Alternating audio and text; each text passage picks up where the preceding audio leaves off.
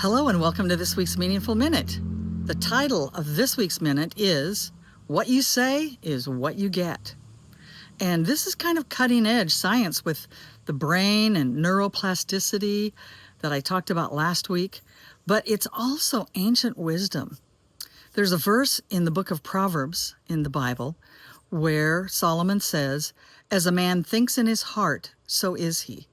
So what we think is kind of who we are. There's another verse in the book of Job where Job says, "That which I have feared has come upon me." And we've all kind of experienced that, haven't we? And let me give you an example of that. So let's say that you wake up and you kind of have a scratchy throat and your nose is running and you say, "Oh no, I'm getting sick." That's the worst thing you could possibly say. Even if you say, "I'm not getting sick," it's something like the brain hears getting sick and it begins to create some connections between the neurons to make that happen. So here's what I say. I say, "I'm fighting off a cold and I'm winning." And I even sing it. "I'm fighting off a cold and I'm winning." And I have not had a cold in months. And I rarely get sick.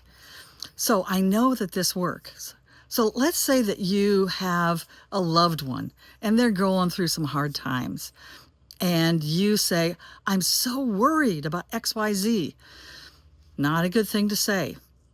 What you need to say instead is, "I trust that whatever this person is experiencing is exactly what they need to experience in order to become the person they need to be."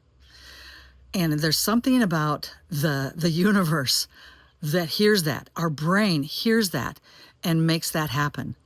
So this week, be really aware of what you're saying and speak positively. Speak what you want to have happen and see if you can't help create that. Have a great week.